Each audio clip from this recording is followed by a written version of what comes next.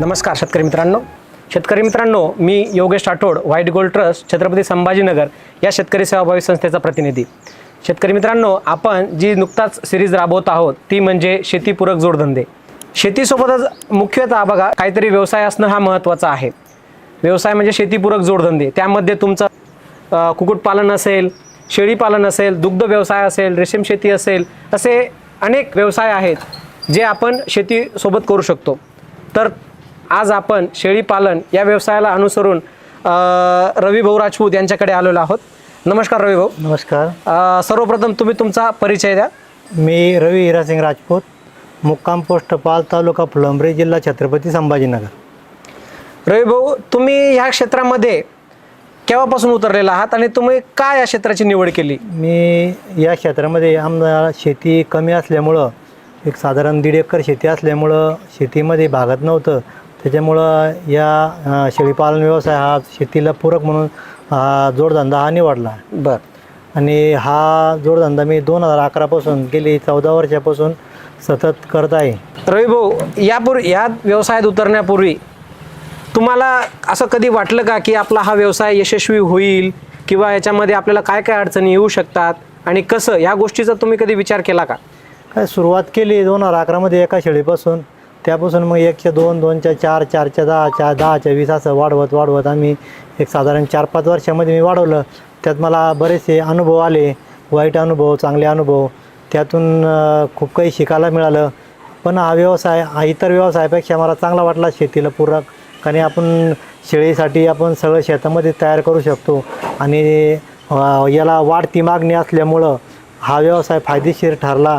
आणि त्यापासून 2015पासून मी याला चांगली एक नवी दिशा दिली, आधुनिकतेची जोड दिली आणि या व्यवसायात चांगल्या रीतीने वळालो. तर यामध्ये तुम्हाला काय चॅलेंजेस आले, म्हणजे तुम्हाला अडचणी काय आल्या ज्यावेळेस तुम्ही हा व्यवसाय सुरू केल्यानंतर तुम्ही किती शेळ्यांपासून सुरू केला, तुम्ही ते शेळ्यांची जात कोणती निवडली, त्याबद्दल थोडं माहिती द्या आम्हाला. मी 2011ला स्थानिक शेळी घेतली होती आपली गावरानी. त्या शेळीपासून मी जवळपास 5 वर्ष 2011पासून तर 15पर्यंत आपल्या स्थानिक शेळ्यावरतीच काम केलं. कारण आपल्याला मार्केटिंगचं म्हणजे असं काही हे नव्हतं की आपला जो माल तयार होईल तो आपण कटिंगला विकायचा. पण त्यानंतर 2015मध्ये माझी एक यशोगाथा दैनिक सकाळ ॲग्रोवन पेपरला लागली.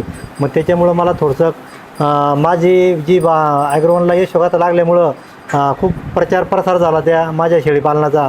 बाहेरच्या लोकांचे कॉन्टॅक्ट वाढले, बाहेरच्या लोकांचं मला संपर्क यायला लागला, माझा संपर्क बाहेर व्हायला लागला. मला इतर शेळ्यांच्या जातींची माहिती मिळाली. मग मी 2015पासून थोडं ह्या शेळ्या कमी करत राजस्थानमधली शिरोई, सोजत, कोटा, पंजाबची बिटल या थोड्या शेळ्या आणून त्यांचं संगोपन केलं. त्यांचं संगोपन करून त्यांचं पण उत्पन्न चांगलं घेतलं. त्यानंतर मला रोगप्रतिकार शक्ती असणारी जी जात आहे आफ्रिकन बोर शेळी, ही निमकरांनी फलटणला त्यांचं एक रिसर्च सेंटर आहे, त्यांनी तिथं ते त्यांचं संगोपन केलं. ती अशी माहिती मिळाल्यानंतर मग तिथला अभ्यास केला आणि जवळपास 2018पासून मी आफ्रिकन बोर शेळी ही यांचं संगोपन करत आहे. बरं, आता तुमच्याकडं जवळजवळ तुम्ही आफ्रिकन जी शेळी आहे, ही जे जात आहे, या जातीचे वैशिष्ट्य काय वाटले तुम्हाला आणि हीच जात शेतकऱ्यांनी देखील निवडली का पाहिजे? या जातीचं वैशिष्ट्य असं आहे, ही मांसल जात आहे. ह्या शेळींना मांस भरपूर असतं आणि ही यांना रोगप्रतिकार जास्त असल्यामुळं ह्या आजारी खूप कमी पडतात आणि त्यात आजार कमी असल्यामुळं पिलांची मरतूक कमी होते, वजन वाढ लवकर आल्यामुळं त्यांची पिलांची विक्री पण लवकर होते. त्याच्यामुळं शेतकऱ्यांना याचा खूप फायदा होतो. बरं रवी भाऊ, आता तुम्ही जे आफ्रिकन शेळी जे आहे तुमच्याकडे, मार्केट कसं आहे किंवा याचं मार्केट रेट कसा आहे किंवा तुम्ही कोणत्या बाजारात ही जाते, कशासाठी याचा वापर जास्त होतो आणि याचं उत्पन्न कसं, किती दिवसाला कसं होतं? यांचं उत्पन्न, ह्या शेळ्या 2 वर्षामध्ये 3 वेध घेतात. आपल्याला प्रत्येक 8 महिन्याला 1 वेध घेता येतं. प्रत्येक एक शेळी 2 ते 3 पिल्लं देण्याचं प्रमाण भरपूर आहे. आणि यांचं विक्रीचं ठरलं तर यांचे कसं, यांची आपल्या भारतामध्ये संख्या खूप कमी असल्यामुळं यांचे जे होणारे चांगले पिल्लं आहे ते आम्ही इतर शेतकऱ्यांना पाळण्यासाठी विकतो. बोकड जर झाले समजा, बोकड शेळ्यांना क्रॉस करण्यासाठी त्यांनी जर क्रॉस केले तर त्यांच्या त्या शेळ्यांना 50% चांगले पिल्लं येतात आणि ते पिल्लं झाल्यानंतर त्यांना बाजारभाव पण चांगल्या रेटमध्ये मिळतो. अशी आमची ही विक्री होती. आणि जर फिमेल पाठी जर म्हणल्या तर पाठी पण आम्ही इतर शेतकऱ्यांना ज्या चांगल्या पाठी पाळण्यासाठी घ्यायच्या असल्या तर आम्ही त्या पण त्यांना आम्ही देऊ शकतो. बर. आणि यांचं जे लसीकरण वगैरे आहे किंवा यांची जे रोग म्हणजे आजार आहे याची तपासणी वगैरे किती दिवसाला तुम्ही करतात? यांना दर 3 महिन्याला अदलून बदलून वेगळ्या वेगळ्या कंपनीचं जंतुनाशक देतो. बर. आणि दर वर्षाला ज्या लसी आहे, PPR झाली, FMD झाली, खुरकताची लस आहे, ज्या काय मुख्य लसी आहे त्या आम्ही वर्षातून एकदा पावसाळ्याच्या अगोदर शेड्यूलनुसार आम्ही त्यांचं लसीकरण करून घेतो, जंतुनाशक देतो. आणि त्यांच्या अंगावर वा पिसा गोचर होणे म्हणून त्याचं प्रतिबंधक म्हणून त्यांना शेडमध्ये फवारणी निर्जंतुकीकरण करून आम्ही स्वच्छ ठेवतो. बर. आता ही जी शेळी आहे ह्या शेळीचं एक आयु काय आहे? ह्या शेळीचा कालावधी किती आहे? जन्मल्यापासून समजा आपल्याकडे जवळजवळ 7 ते 8 वर्षापर्यंत चांगलं उत्पन्न देते. 7 ते 8 वर्षापर्यंत. आणि विक्रीचं जर ठरलं तर जर आज आपण ह्या शेळीला जर बाजारभाव जर विचार केला तर या शेळीला किती बाजारभाव भेटू शकतो? साधारण मोठी शेळी जर असली तर या शेळ्यांचे रेट खूप इतर शेळ्यांपेक्षा जास्त असतात. पण एक साधारण मोठी शेळी असली तर एक साधारण गाभण शेळी जर विकायची तर त्यांचे 40 ते 50 हजारापर्यंत यांची विक्री होते. 40 ते 50 हजार. हो. अच्छा. मेल की फिमेल? नाही, फिमेल मोठी शेळी. आणि पिलांची जर विक्री करायची तर साधारण बोकड 15 ते 20 हजारापर्यंत विकतो. आणि पाठी जर विकायच्या तर एक 25 ते 30 हजारापर्यंत आम्ही एक 5 ते 6 महिन्याच्या पाठी विक्री करतो. 5 ते 6 महिन्याच्या. नगावर पण विक्री होतात आणि नगावरती होतात, किलोवर पण होतात. तर किलोचं जर ठरलं तर मेल जो बोकड तो 1000 रुपये किलो विकतो आणि पाठी त्या 1500 ते 2000 पर्यंत विक्री होते. आणि आता यांचा जे चारा व्यवस्थापन आहे, यांना जे खाणारं घास वगैरे लागणार आहे, ह्यांचं नियोजन तुम्ही कशा प्रकारे केलेलं आहे किंवा किती लागतं तुम्हाला यामध्ये घास? माझ्या शेतामध्ये मी जवळजवळ 7 ते 8 प्रकारचा चारा लागवड केली. माझ्याकडं शेवरी, सुबा, बळ, तुती, नेपेरमध्ये 4 प्रकारचा चारा आहे, मेथी घास आहे, दशरथ घास आहे. एवढा हा हिरव्या चाऱ्यामध्ये मी शेतामध्ये 35 गुंठ्यामध्ये लागवड केली. आणि सिजनेबल झालं तर माझ्याकडे तूर भूस, हरभरा भूस आम्ही हा दरवर्षी स्टॉक करून ठेवतो. त्याला पुन्हा जोड आम्ही सायलेज आपण मूर घास आहे तो आम्ही मूर घास पण तयार करतो. म्हणजे पाहिजे आपल्याला त्यावेळेस आपण हा चारा आपण त्यांना देऊ शकतो. परत त्यांना सकाळचा हा खोराक आपण देऊ शकतो. बरं. यांचं जे दुधाचं आहे याचं दुधाचं संगोपन वगैरे करता का तुम्ही काही? जोपर्यंत पिलं आपल्याकडे असतात तोपर्यंत आम्ही यांचं दूध काढत नाही, पिलं पितात. अच्छा. पण पिलं विक्रीनंतर जे काय दूध असेल ते आपण घरीसाठी आपण वापरू शकतो. बर. आता रवी भाऊ, यांना जे काही समजा आता तुम्ही जे हे शेड जे उभा केलेलं आहे अतिशय नियोजनबद्ध दिसतंय. याच्यामध्ये पार्टेशन वेगवेगळे केलेले आहेत तुम्ही. एका साईडला हे शेळ्यांचं आहे, एका साईडला पिल्लांचं आहे, बोकडांचं आहे. तर याचा जो खर्च आहे म्हणजे याचा खर्च, याची निगा वगैरे राखणं हे किती तुम्ही एकट्या व्यक्तीकडून होतं की याला की आणखीन काही गरज आहे? आमचे कुटुंबातले सगळे लहान मोठे आम्ही जसं झालं तसं आम्ही ते ऍडजस्ट करून काम करून घेतो. बर. आणि याचा खर्च वगैरे म्हणजे किती तुम्हाला नियोजन हे करण्यासाठी लागलेलं आहे? याला जवळपास 2 लाख रुपये खर्च आला होता. ज्यांना इतर शेळी पालकांना करायचं त्यांच्या कॅपॅसिटीनुसार, शेळ्यांच्या क्षमतेनुसार ते आपण शेडचा खर्च करू शकतो. बर. म्हणजे तुम्ही जर काही नसलं तरी तुम्ही तुमच्या 1-2 शेळीपासून तुम्ही तुमची सुरुवात करून आज जशी तुमची एका शेळीपासून सुरुवात झालेली आहे आणि आज जे तुमच्याकडे बरेचसे शेळी दिसत आहे आणि विशेषतः यामध्ये जे आफ्रिकन बोर्ड शेड जे आहेत हे तुमच्याकडे आहेत, बरोबर आहे? तर चांगलीच प्रगती दिसत आहे इथे. तर तुम्हाला काय वाटतं की शेतकऱ्यांनी नियोजन याचं जर एक शेतकरी आहे ज्याला आज त्याच्याकडे काहीच नाही आहे, त्याला जर आज त्याचं एक साम्राज्य उभा करायचं आहे, त्याला त्याचा एक व्यवसाय उभा करायचा आहे शेळी पालनाचा, तर तुम्ही त्याला काय संदेश देणार की बाबा तुम्ही इथून सुरुवात करून तर तिथपर्यंत तुम्ही कसं नियोजन ठेवू शकता? एका थोडक्यात एखादा नवीन शेतकरी असला शेळी पालक त्याला जर करायची असली इच्छा तर त्याने 1-2 ते 5 पाठीपासून सुरुवात करायला पाहिजे. त्यांचं चारा लागवड, शेडचं नियोजन आणि त्यांची काळजी घेऊन त्यांनी जर सुरुवात केली तर त्यांना भविष्यामध्ये खूप चांगली संधी मिळू शकते, या क्षेत्रामध्ये मिळू शकते. आता हे शेडच्या ऐवजी तुम्ही यांना बाहेर पण असं मोकळ्यामध्ये चारायला नेतात का? जर आपल्याकडे सोय असली चारायची किंवा जागा असली तर आपण थोडं 1-2 तास जर त्यांना चारून आणलं तर त्यांचा व्यायाम पण होतो आणि खेळत्या हवामध्ये थोडं फ्रेश पण होतात. हे माझे 2 महिन्याची पिल्लं आहे.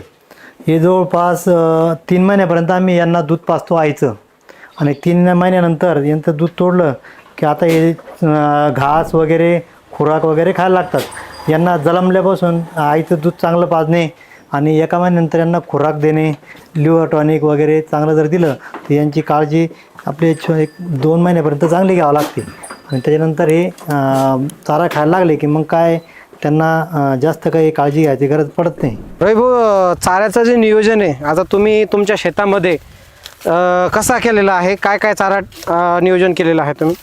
मी 5-5 गुंठेवरती माझे प्लॉट आहे. 5 गुंठे शेवरी, 5 गुंठे सुभाबळ, 5 गुंठे तुती, परत मेथी घास टाकलेला आहे 8 किलो बियाणं. बर. त्यात नेपियर 4 प्रकारचे आहे. त्यात गोपीकृष्ण नेपियर आहे, स्मार्ट नेपियर आहे, 4G बुलेट आहे, रेड नेपियर आहे.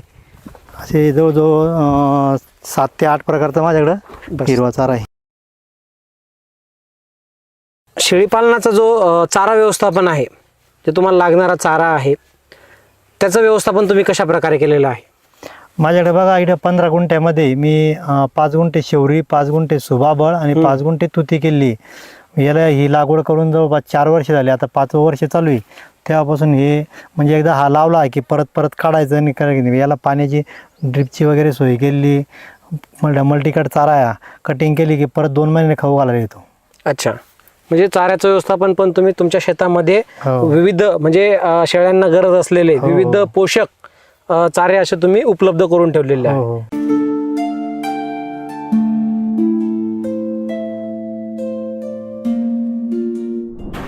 तर रवी भाऊ, तुमच्या या व्यवसायामध्ये तुमचा जो पहिल्यापासून ते आतापर्यंतचा काय अनुभव राहिला तो आमच्या शेतकऱ्यांना द्या. मी 2011 पासून शेळीपालन केलं. 4 वर्ष माझं जे शेळीपालन आहे ते पारंपरिक पद्धतीने आम्ही करायचो. पण ज्यावेळेस 2015ला माझी पहिली मुलाखत लागली दैनिक सकाळ ॲग्रोवनला, त्यापासून खूप म्हणजे महाराष्ट्रभर आमच्या शेळीपालनाचं नाव पोहोचलं. आणि तेव्हापासून माझं शेळीपालन खूप म्हणजे प्रचार प्रसार झाल्यामुळं खूप लोकांना माहिती झालं. त्या माहितीचं इतर लोकांनी पण खूप म्हणजे जसे सकाळचं ॲग्रोवन आहे, ॲग्रोवनचे जे साम टी व्ही चॅनल आहे त्यांनी पण खूप चांगल्या प्रकारची मुलाखत घेतली. त्याच्यानंतर झी 24 तास मराठी चॅनल आहे, त्यांनी दूरदर्शन केंद्र वरळीवर जाऊन मी स्वतः अर्ध्या तासाची शेळीपालनावरती जी मुलाखत आहे ती मुलाखत दिली. त्याच्यामुळं खूप माझं शेळीपालन हे प्रसिद्ध झालं. त्यांचं अनेक दिव्य मराठी असेल, सकाळ पेपर असेल, पुण्यनगरी असेल, यांनी खूप अशी माहिती घेतली. अजून बारामती कृषी विज्ञान केंद्राची ती रेडिओ FM बँड आहे शारदा वाहिनी, त्यांनी पण 3 दिवसाची शेळीपालनाची मुलाखत दिली होती. गोडवा शेतीचा एक मासिक आहे पुस्तक, त्यांनी पण त्याच्यामध्ये माझा एक यशोगाथा लिहिली. त्याच्यानंतर 2023चा जो दिवाळी अंक आहे सकाळ ॲग्रोवनचा, त्यांनी पण माझी एक यशोगाथा लिहिली. अशा अनेक पेपरमध्ये, मासिकामध्ये, रेडिओ चॅनलला किंवा राष्ट्रीय TV चॅनलला, बरेच यूट्यूब चॅनलवाल्यांनी माझ्या मुलाखती घेतल्या.